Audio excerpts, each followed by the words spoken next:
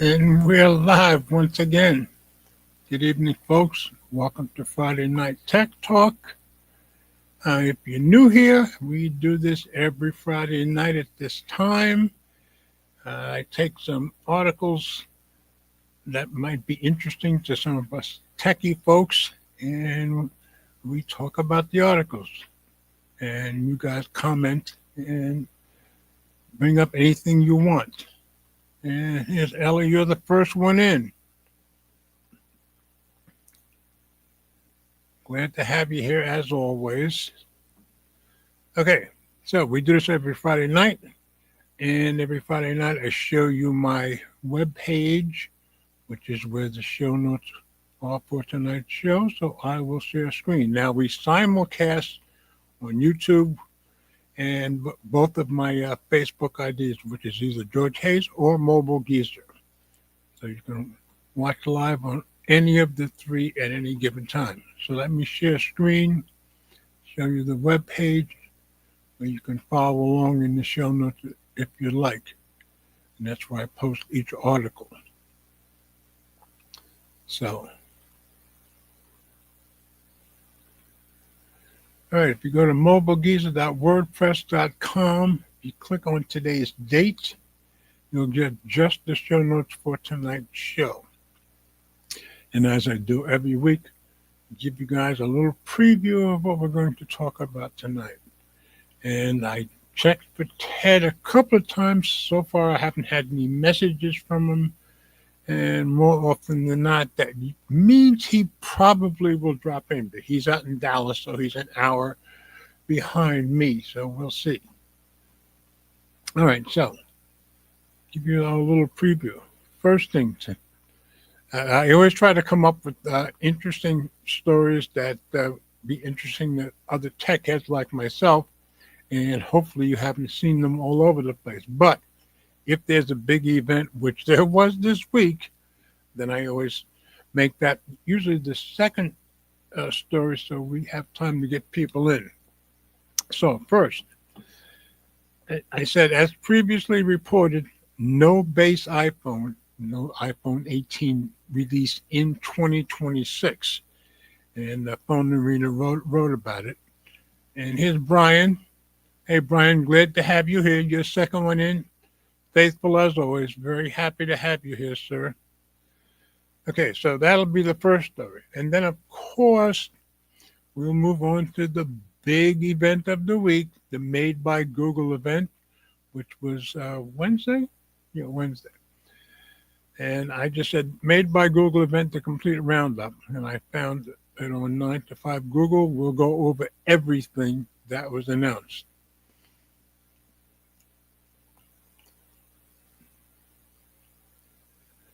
Let's see, Allison, she may not be here next week. The birthday of a certain age.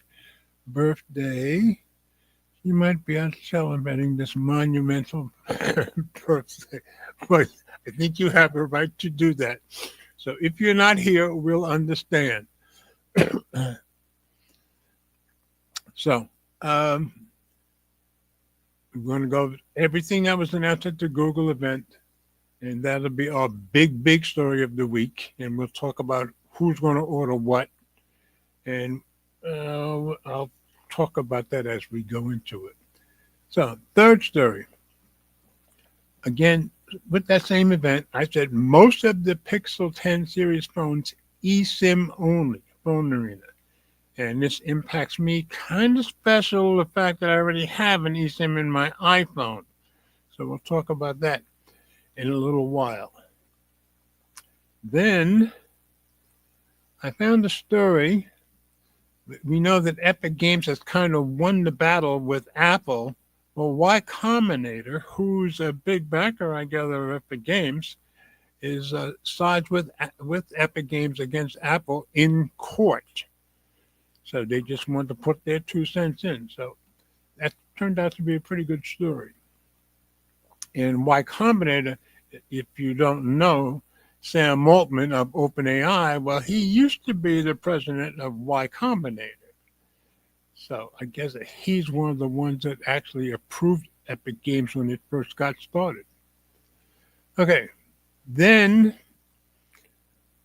I just found a quick story on CNBC. Apple TV Plus subscription hiked again. So this is like the fourth time in 3 years, I think. So we'll go over that in CNBC. The only one that's long is the made by Google event. The others aren't very long. And last story, well, I just said not techies, not a techie story at all. Just good news. FTC sues gyms over cancellation policies. And any of us that has tried to cancel from gyms know what a great idea that is for the FTC to sue them. So I just thought it was a feel-good story for those of us who used. I haven't used a gym in, I think, since '92. By '93, I had enough fitness of equipment of my own that I have my own gym, still do. So I haven't needed a gym since then. I think back then, Eleanor, I used to go to Bally's, but like I said, that was back in '92. That's the last time I'd been to any gym that wasn't mine.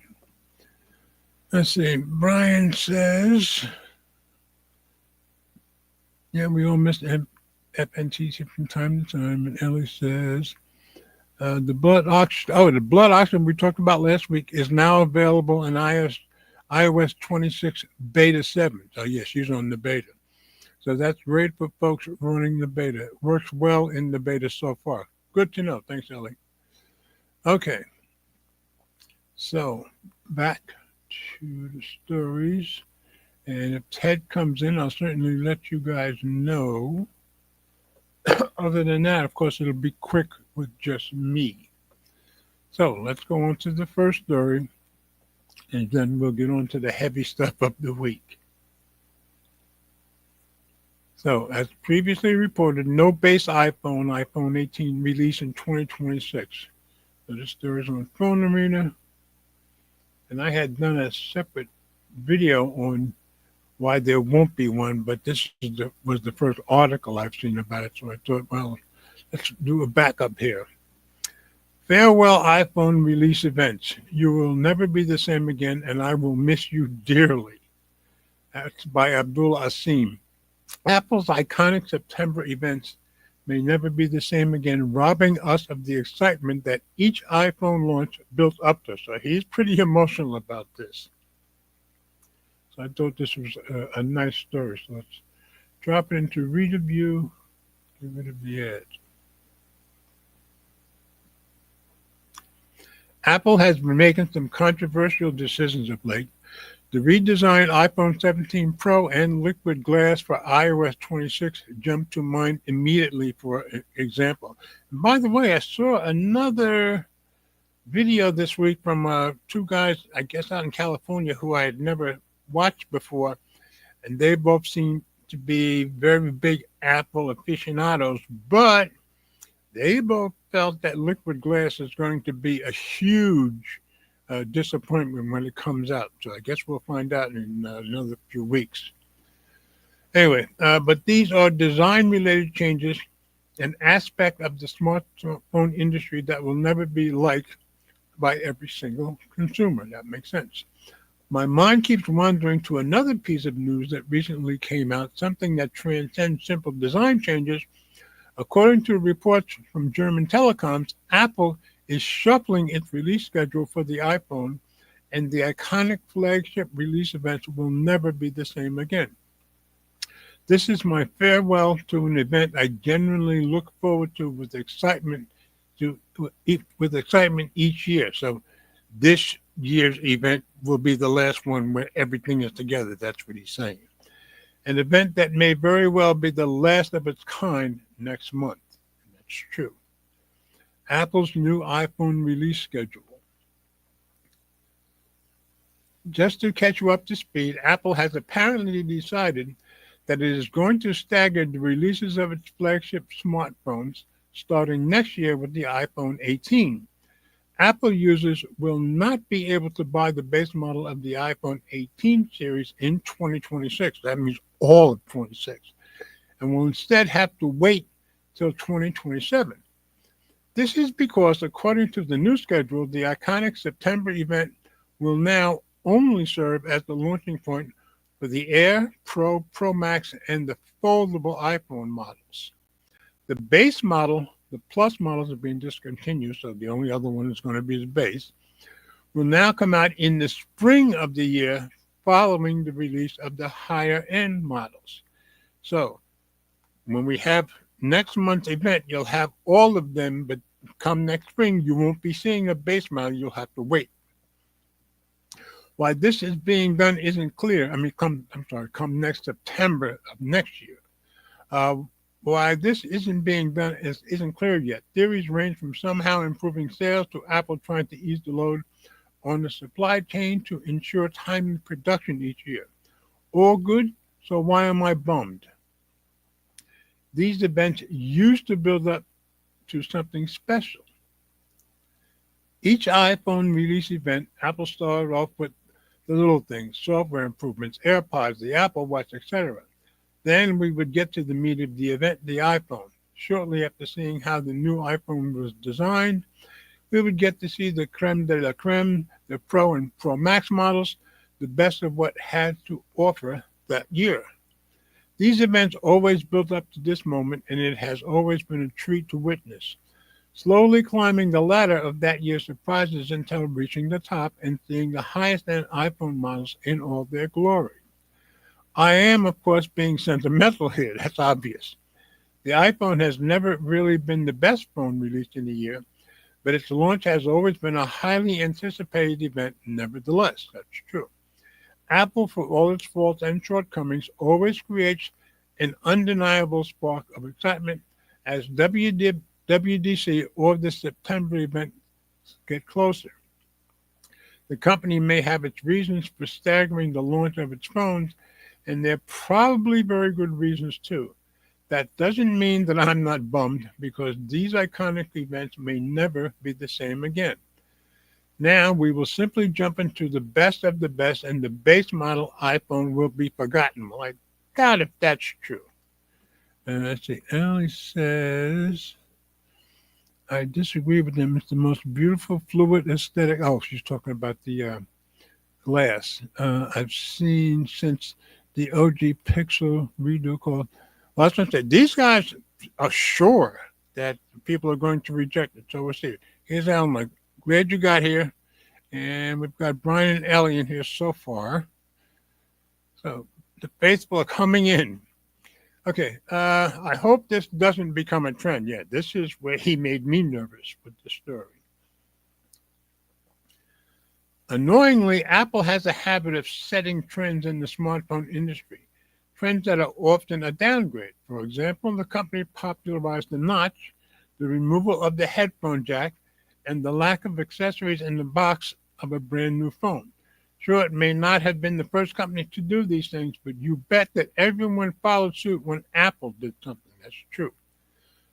And because of this annoying trend, I'm afraid that Samsung and Google may start doing this too.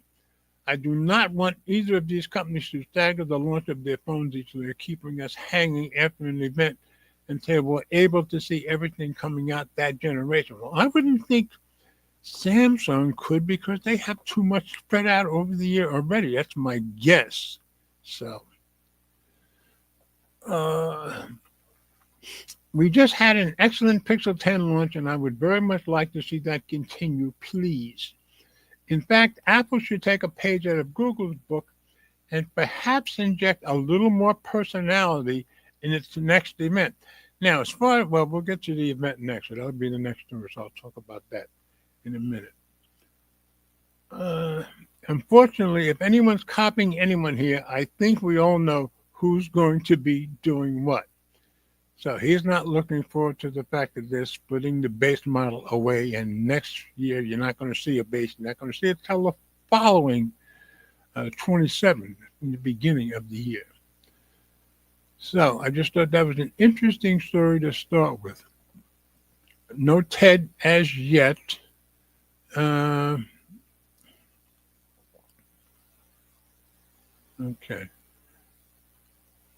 Let's see. Ella says, I think I'm off work tomorrow, but I might have to work Sunday, but I'm going to enjoy whatever time I still have, and you do the same. Brian says, I'll try. Okay. Now we're going to move on to the big story of the week.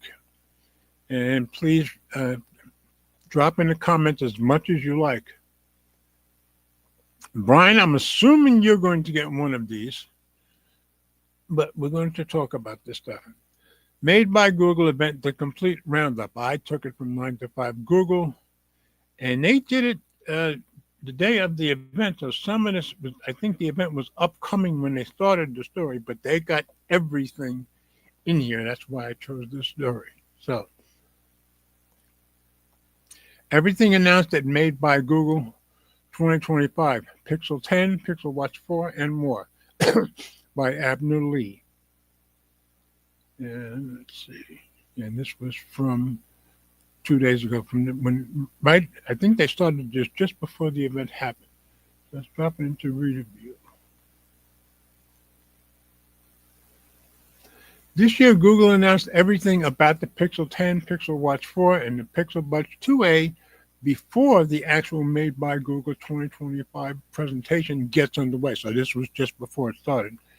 In 1 hour with a number of special guests. But then they just went through the whole show. Here's a summary of everything announced. So by now, everything was done. By Google, Made by Google 2025. Each section has a link to our full hands-on with the new hardware and software features. So if you guys want to click on any of those, feel free. With more posts coming over the course of Wednesday. So let's take them one at a time. Pixel 10. Now, for me, if I get one, this will be the one that I would get. But as I told you guys, I'm going to wait till the Apple event, maybe trade in my iPhone 15 Pro Max because I didn't get any iPhone last year.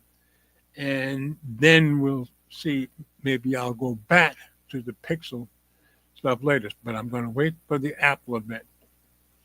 But Pixel 10, the main upgrade to the Pixel 10 is the addition of a telephoto lens. That means all phones in the series have 3 cameras, which I think is awesome. Pardon me. This 10.8 megapixel 5x telephoto with 20 times super res zoom. It's joined by a new 48 megapixel, previously 50, so they dropped down a little. Wide lens with improved image stabilization, so they say. And the 13 megapixel, get this, previously 48, so that's really dropped in the ultra wide. It records 10-bit HDR video by default. Elsewhere, the 6.3-inch Actua display now has 3,000 nits from 2,700, so that's peak brightness, so that went up. There's also an upgraded top speaker with improved bass and audio quality. Google now touts 30 plus from 24, so you're going to get 30 plus hours of battery life on a 4970 milliamp battery with QI2 charging and magnets at 15W. So they all have QI2 charging and they all have magnets now, which is awesome. The Pixel 10 is powered by a Tensor G5, more on that below, with 12 gigabytes of RAM. Wi-Fi is downgraded, interesting, to 6E instead of last year's Wi-Fi 7, but there is Bluetooth 6. It's available in Obsidian, Black, Frost, White, Lemongrass, Neon Green, and Indigo, really blue. And that's probably the one I'm going to get if I get one. Now, if I get one, I'll be trading in my Pixel 9 Pro to go to the base 10. And I'm not sure I'm going to do that as yet. First, we're going to have to get past and see what I do about the iPhone. But I have 2 very good trade-ins, so neither one should cost me that much. But we'll see how it goes. So that's the 10. Now we're going to move on to the Pixel 10 Pro and 10 Pro XL. Brian especially, if you have anything to say, please let us know. Compared to the base model, the upgrades, let's see. Ellie says, I'm thinking of doing the same, trading in my 15 Pro Max for the 17 Pro. Yeah, see. And the 17, I know I don't want the skinny one, so I'm not sure which one I want.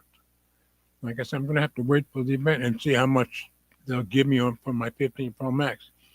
We'll see at the presentation, same here. If it's worth the trading up, not sure this time. The Pixel 10 is tempting, but not going to get it. Yeah, the problem is the eSIM, but we'll talk about that in a few minutes. Let's see. Okay, compared to the base model, the upgrades to the Pixel 10 Pro and 10 Pro XL aren't as obvious, but there are some nice refinements. The 6.3-inch model has a 4,870 milliamp battery, 15 watts QI2. The 6.8-inch unit goes up to 5,200 milliamps, 25 watts QI2.2, with both phones rated for 30 plus hours of battery life. The Super AMOLED display is 10% brighter at 3,300 nits peak. That's good. Google is particularly emphasizing how the Pixel 10 Pro XL has its loudest speaker and most powerful bass. The Pixel 10 Pro and 10 Pro XL are powered by Tensor G5 with 16 gigabytes of RAM. We also get Bluetooth 6 and Thread. And Thread is like for your home network.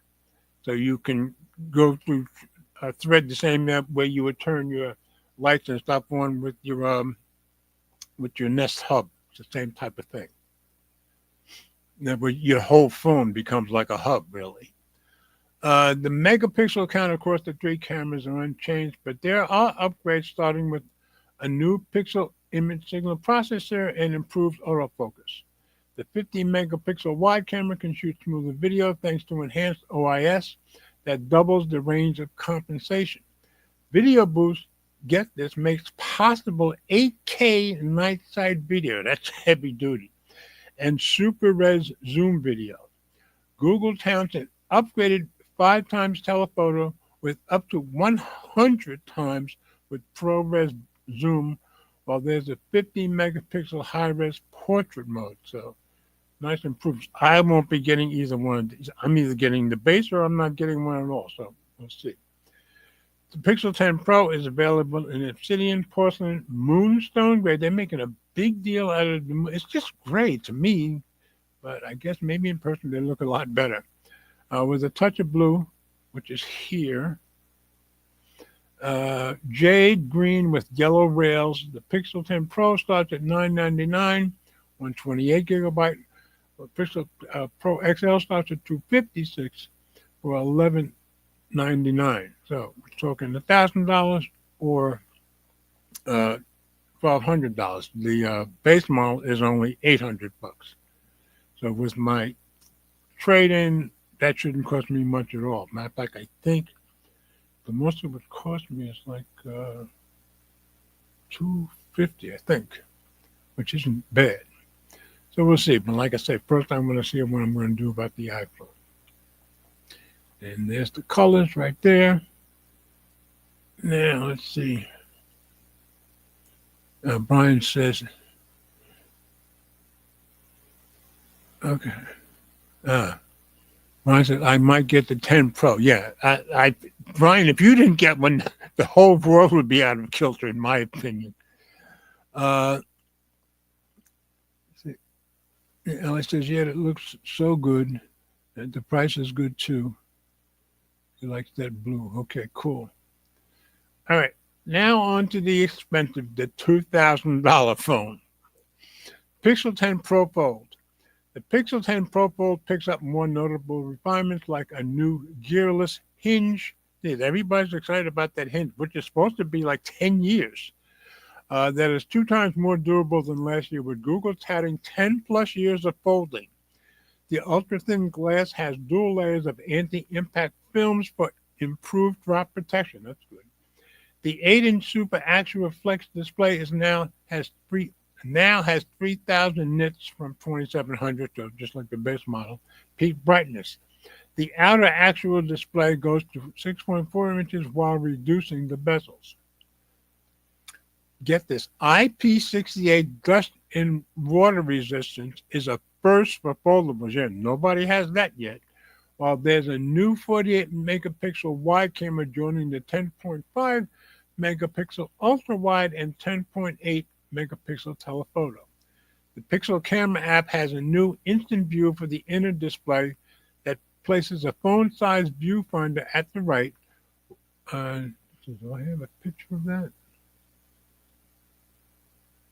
Not really, I don't think.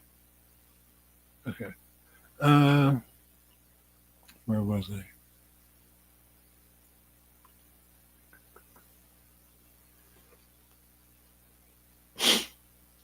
I? Okay. Viewfinder at the right, while the left shows a large preview of the shots you've taken. Powered by Tensor G5 with 16 gigabytes of RAM, you can now get up to 1 terabyte of storage. You know that cost. There's also QI2 charging. The Pixel 10 Pro Fold starts at $1,799, so not $2,000, $1,800. I'm confusing it with the Galaxy foldable. For 256 gigabytes in Moonstone and Jade. All of these are already up for pre-order, by the way. Okay, Tensor G5. And this was what everybody was expecting to be a big deal because finally TSMC is making this. The Tensor G5 powering the Pixel 10 series is built on the latest 3nm process node from TSMC, which is the biggest manufacturer in the world by far, with the CPU that is 34% faster.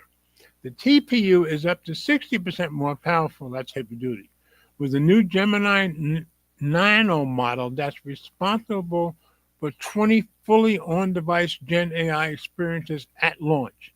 There is also an upgraded ISP to improve image and video quality. And Brian is being his faithful self as always. Thank you so much, Brian. Brian said he overheated his 9 Pro in Aruba. I can understand that. Been to Aruba. Mine, and I still have the 9 Pro also. I was filming 2 weeks ago, and for just a minute or so, mine overheated. That was the first time I remember mine overheated. Now, it was in the mid-80s at the time, but then I just shut it down for about 30 seconds, and it was okay the rest of the time. So that was the first for me. But they still do overheat in the heat. So, Pixel Snap. Yeah, this is a new name for Google.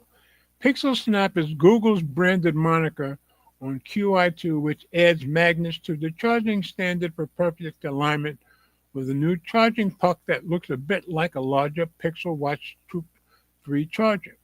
The Pixel Snap charger costs $39.99 with up to 25-watt charging on the Pixel 10 Pro XL, while it's 15 watts for the Pixel 10, 10 Pro, 10 Pro Fold, and other QI2 certified devices. So that's good to know, and good that they have it. The Pixel 10 series is fully compatible with MagSafe, so anything you have that'll charge your iPhone, now you can use it with these too. While all first-party cases feature Pixel Snap. Pixel 10 and 10 Pro cases, $50. Moonstone, Jade, Obsidian. Porcelain, Indigo, Frost, and Lemongrass, so all the colors. Pixel 10 Pro XL cases, Moonstone, Jade, Obsidian, and Porcelain. Pixel 10 Pro Fold cases, Moonstone, Jade, and Obsidian. So you can get, all the cases also come with magnets. Then there's a $69 or $70 Pixel Snap charger with stand. That's probably worth it with the stand. That's the successor to the Pixel stand. However, this is not an integrated device, but rather involves stringing through the charging puck cable through a base. So keep in mind, it's not integrated. Supporting portrait and landscape orientation, including the unfolded Pixel 10 Pro Fold, you can view photos, screensavers, weather, and smart home controls. The $30 Pixel Snap ring stand, that's a bit more like the Pixel tablet case to prop up your phone. It has a soft microfiber aligner to switch between landscape or portrait in a thin design. Google is also releasing a new $60 Pixel Flex dual port 67-watt USB fast charger with folding prongs. Say that 5 times fast. With folding prongs. It has the same general design as last year's 45-watt charger, which never impressed me. I have that one, and seems to me it's not really 45 watts most of the time. With a unique proprietary algorithm that intelligently identifies and prioritizes charging Pixel phones while still powering a second device simultaneously. I was surprised the data prioritizes Pixel phones particularly. So, and you can get them at Amazon also or the Google Store, obviously. There's your pictures. Yeah, that's the one with the ring. Okay. Made by Google. So a slew of new AI features and app updates. Yeah, everybody's making a big deal. Magic Q are contextual proactive suggestions. And you'd have to click on it, but Magic Q will give you a lot of different functions. I was watching some videos about it today, as a matter of fact. Phone by Google adds voice translate and take a message. And the Gemini Live visual overlays in the viewfinder can highlight objects in the real world when sharing video. That was pretty cool in the demo. Additionally, a new native audio model that detects if you're excited or concerned and adjusts its response. Yeah, it knows your mood by your voice. A camera coach. This sounds kind of cool too. Helps you take photos right from the viewfinder. Powered by an on-device Gemini, it can read the scene and offer suggestions to find the best angle, lighting, and modes. Again, pretty cool, I think. Additionally, Auto Best Take will find and combine similar photos. Add Me Now supports larger scenes, and then there's 100 times ProRes zoom. Pixel Journal is Google's latest app for quickly logging life events with recommendations about what to write and other insights gleaned from your entries. I'm not going to read all of this, but you got Pixel Recorder, Screenshot Studio, and Gboard. All of this is AI stuff. And you got Fitbit Coach as part of Material 3 expressively designed for Fitbit app. Again, powered by Gemini. And finally, Pixel Watch 4. And I have the Pixel Watch 3. I had the 2, which I traded in for the 3. Am I going to get the 4? I tend to doubt it, but we'll see. I love my my Galaxy Watch 8 with the rotating bezel. So to me, that's the most beautiful watch I have, and I don't see anybody topping it for my taste. All right, Pixel Watch 4 looks like its predecessors, but there are meaningful hardware changes inside. The display panel that is actually domed instead of just a glass being curved. That's true. Google calls this Actua 360 with 10% more screen, 60% smaller bezel, and 3,000 nits of peak brightness, which is great. Expect 15% stronger haptics, which is also good, while there's a new charging system that makes use of raised contacts to the left and right of the speaker cutter on the left edge. Google includes a new dock in the box that provides ultra-fast charging. Additionally, Pixel Watch 4 is Google's first wearable to be serviceable for easy display and battery replacements. The Pixel Watch 4 is powered by Snapdragon W5 Gen 2 with a new ML coprocessor that has 25% longer battery life for 30 hours on the 41mm model and 40 hours for the 45mm. There's emergency satellite connectivity, and they're making a big deal about that, and dual frequency GPS. It will be available October 9th for $349. Like I said, I don't think I'm going to get that. And of course, new health and fitness features. And finally, the Pixel Buds 2a. Now, these are the very affordable buds. Pixel Buds 2a comes 4 years after the original with active noise cancellation that's 1.5 times more than the original Pixel Buds Pro, being the main addition. Smaller than the first A series, the design is inspired by the Pixel Buds Pro 2 with an arc-shaped stabilizer that you twist to adjust and fit. And Jaime Rivera really seems to think highly of these, and to the point where he says they're way better than the originals. And he's kind of hinting that why buy the expensive ones when you can get these. The earbuds have IP54 sweat and water resistance, so good for the gym. And I'm not going to read it all. Available in Hazel and Iris. The Pixel Buds 2A cost $129 and will be available October 9th. Those I might get. And finally, there's a Pixel Buds Pro 2 update. And I have the Pixel Buds 2. Pixel Buds Pro 2. So that's the whole thing, everything that was announced. Like I said, I'm probably going to end up getting the Pixel 10, the base model, but I'm not sure yet. But kind of excited. Oh, and the actual event, I watched most of it live, and I wasn't particularly impressed. I wasn't used to this format.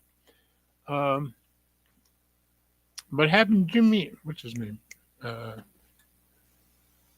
I already forgot his name. Somebody remind me. Did I have it in here?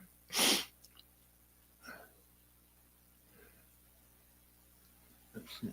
Ellie said, if Jaime and Juan liked them, they might be a great. I didn't see coverage from Juan, but I watched a couple of other videos from Juan, but it didn't have anything to do with the Pixel event. But yeah, Jaime seemed to think pretty highly of them. So,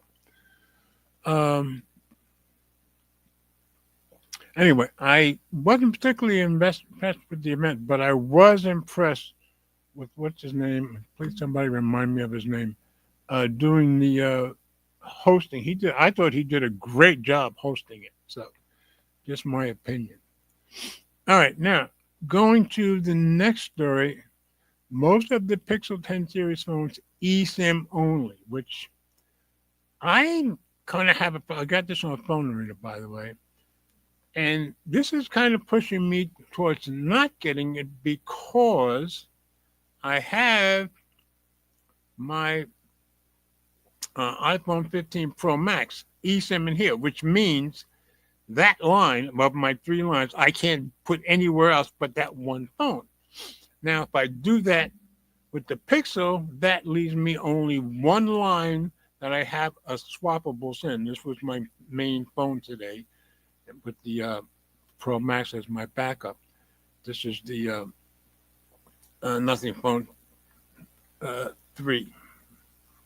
3A Pro, sorry. Too many phones. Okay.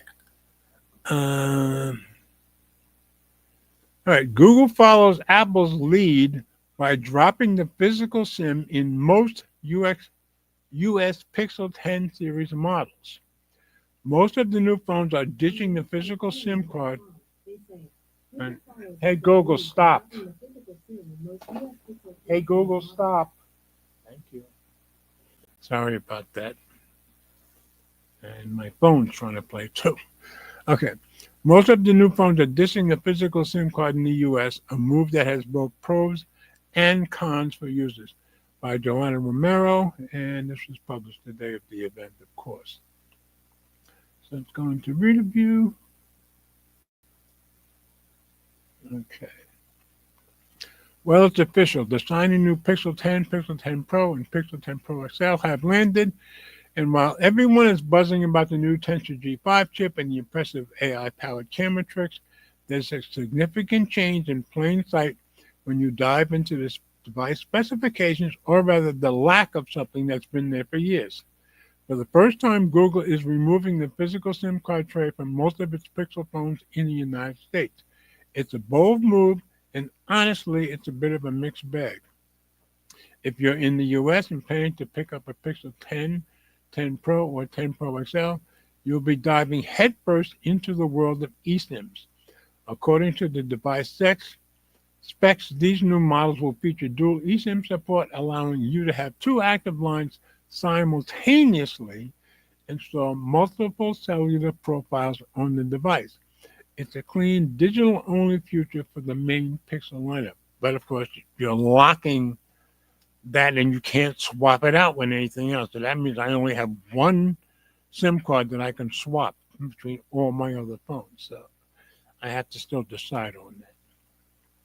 However, it's not a clean sweep across the board. The newly announced Pixel 10 Pro Fold will still come with a physical nano SIM slot alongside its eSIM capability. So nobody figured out why that one's separate. Ellie says, I'm not a fan of the no SIM card. I miss being able to switch the SIM, from Android to Apple and back. It's quite a thing now to try to do that. Yep. Okay. Furthermore, if you're living outside the U.S. in places like the UK, Canada, Germany, India, or Japan, among many others, your new Pixel 10 will also retain the familiar single nano SIMs. Only in the United States that you have the eSIM tray plus eSIM support. If this all sounds strangely familiar, it's because we've seen this playbook before. Apple made the exact same move back in 2022 with the release of the iPhone 14 in the U.S. market. And I've been stuck with eSIM in my 14 and my 15 Pro Max ever since then. I can't use that number anywhere else, of course. The initial reaction was a combination of tech world applause and consumer confusion. On one hand, eSIMs are objectively more secure, which is true. A thief can't just pop out your SIM card and take over your number. They also offer the convenience of switching carriers or activating international plans with simple QR code scan or app download. No more fumbling with tiny plastic cards and eject. For the people who travel a lot, they're convenient. For manufacturers, for traveling other countries a lot. For manufacturers, ditching the physical tray frees up precious internal space for other components. The manufacturers are the ones who wanted this. They wanted to lock you in. On the other hand, this transition isn't without its headaches, and it's indicative of how Google is going the Apple way when it comes to this. From my perspective, this is not great news for those who are used to swapping SIMs, that's for sure. In my field of mobile tech journalism, I have to switch phones constantly, and the ability to quickly move my primary line from one device to another via a physical SIM is crucial for efficient testing and daily use. And I'll still be able to do that if I get it, but only with one of my 3 SIMs. This move complicates that workflow significantly. And of course, you can do your pre-orders and blah, blah, blah. So if you get any of the Pixels except the Folds, the Pixel 10 Fold, then you're locked into eSIM. So you got to make that choice. Yes, they are making it hard for reviewers. That's true. So I'm not positive I'm going to get. My guess is I'll probably still get the Pixel 10, but that might keep me from doing it. Or it depends on, who knows, maybe I'll get the new iPhone and then forget about the Pixel. We'll have to see. So that's that one. And it was still just me, but not as quick and as I thought it would be. Like I said, that the event one was the long one. Now, this one I just found interesting. We know that Epic basically has beaten Apple in court, even though Apple is trying to appeal. But Y Combinator sides with Epic Games against Apple. I found this on 9to5 Mac. This is the kind of story that, for all of us tech types, that's kind of interesting. Y Combinator backs Epic in Apple appeal, calls App Store fee a tax on innovation. That's a pretty good term, I think. It describes it pretty well, in my opinion. This was by Marcus Mendez yesterday. And let's drop into review and get rid of these ads.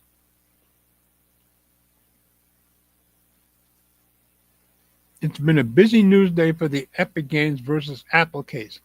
Startup Accelerator and Epic Games, the biggest investor, I didn't know that until I saw the story, Y Combinator, filed an amicus brief today siding with Epic in the long-running antitrust case against Apple. And if you don't want to know what an amicus brief is, it just means they have skin in the game, even though they're not officially part of the court case. but they did want to make their feelings known and let the court know that they're siding with Epic Games. Here are the details. A punitive tax on innovation. I think that's a great phrase.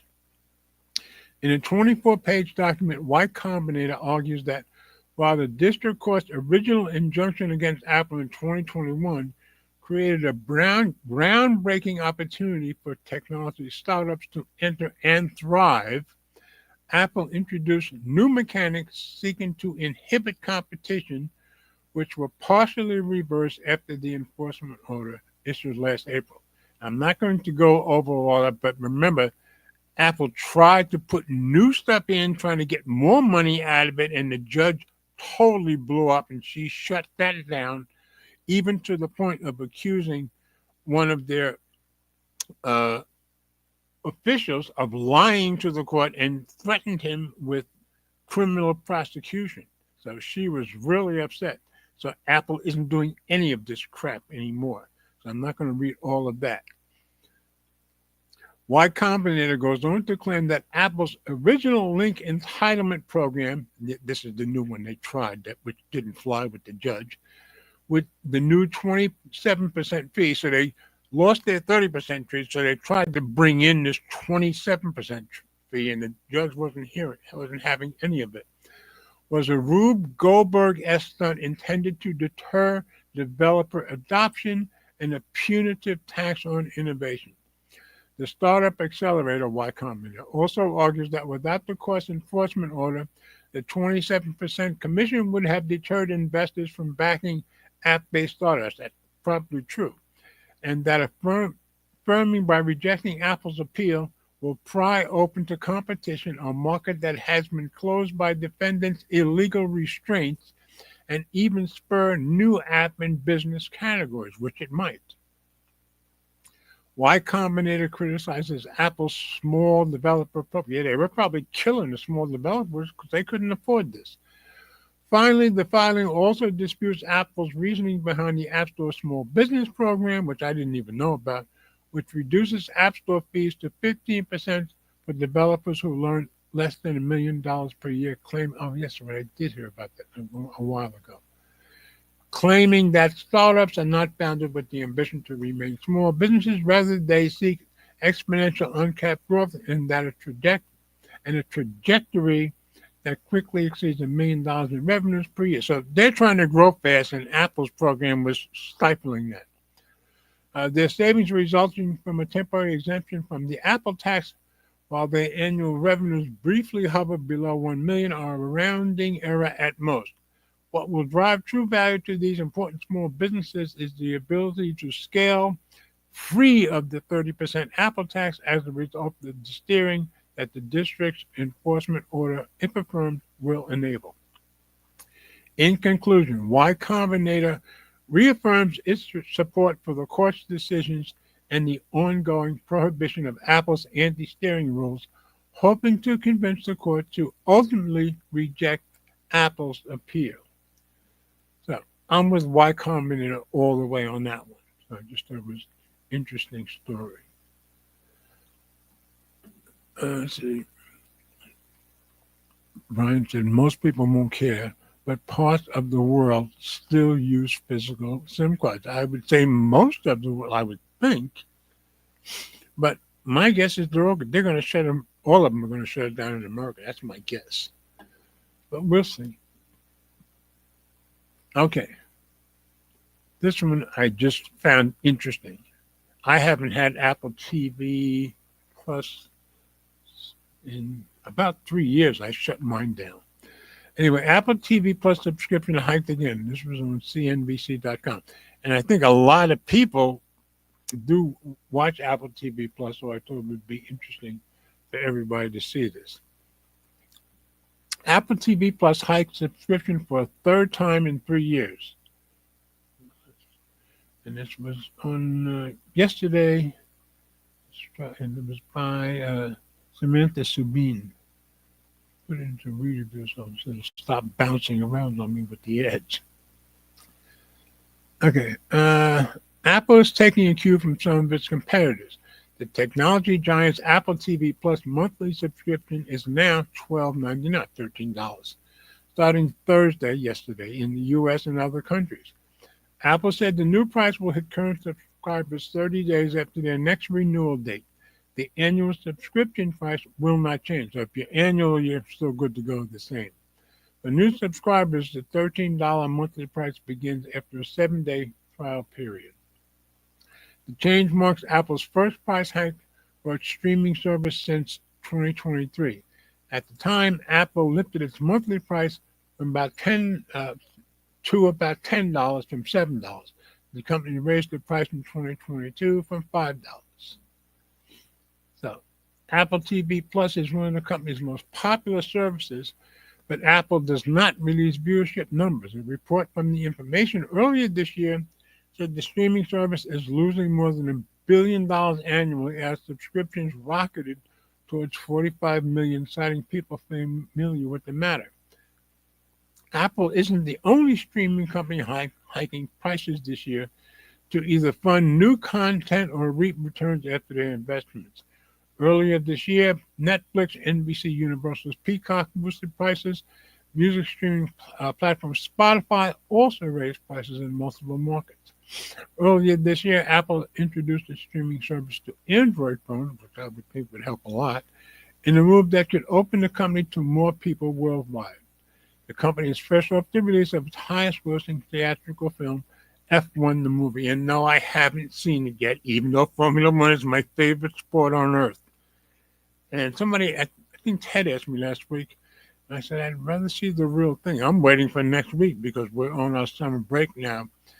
For those who are Formula One fans, every summer there's what we call the summer break, where we have 3 weeks with no racing, and boy, do we suffer.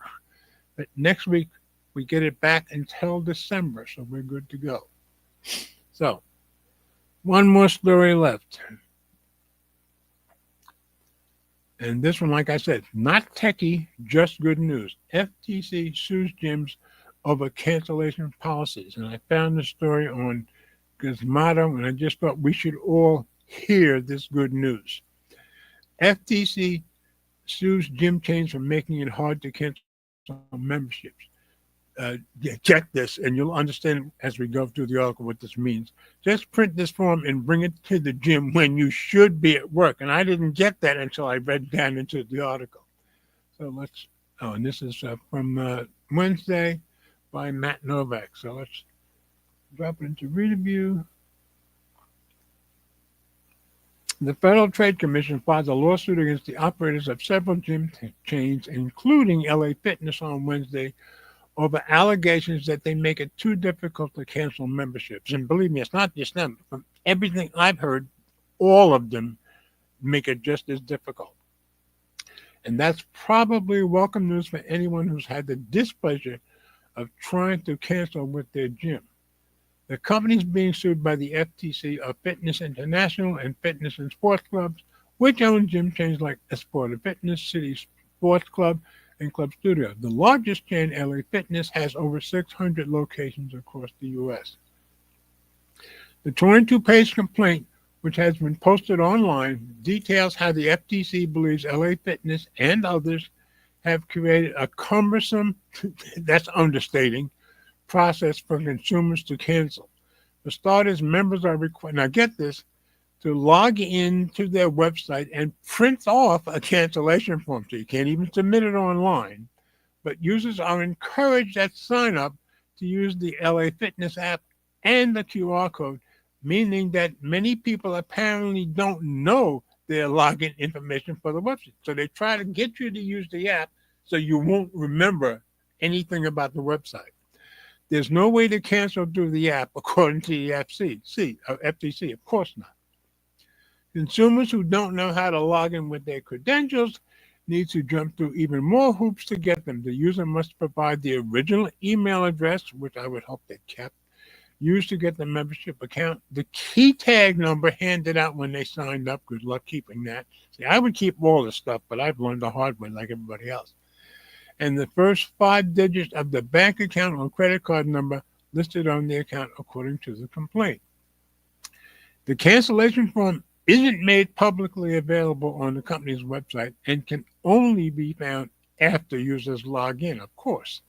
And the form must be printed out, a very real hurdle for many households in the year 2025. Yeah, how many people print anything anymore? I do. Eleanor does, but I don't know who else does.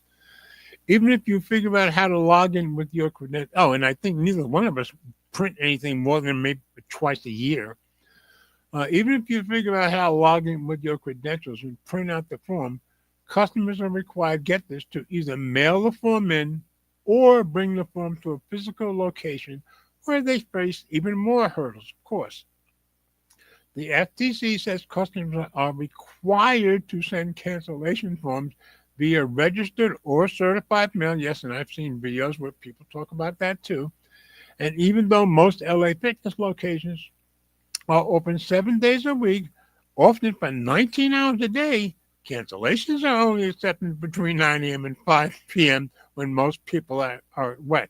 That's why that uh, statement in the beginning said that. Um, Nobody really wants to take a PTO to cancel their gym membership, and that's how people can get stuck with gym memberships they no longer want. The FTC's press release announcing the lawsuit also alleges that LA Fitness has trained staff to reject requests to cancel by phone or email, and consumers who try to cancel their memberships by stopping charges to their bank or credit card find they are rebilled, often under new account numbers. That's amazing. The FTC says that violates the FTC Act. That's good. I'm glad they caught that. And the Restore Online Shoppers Confidence Act, ROSCA.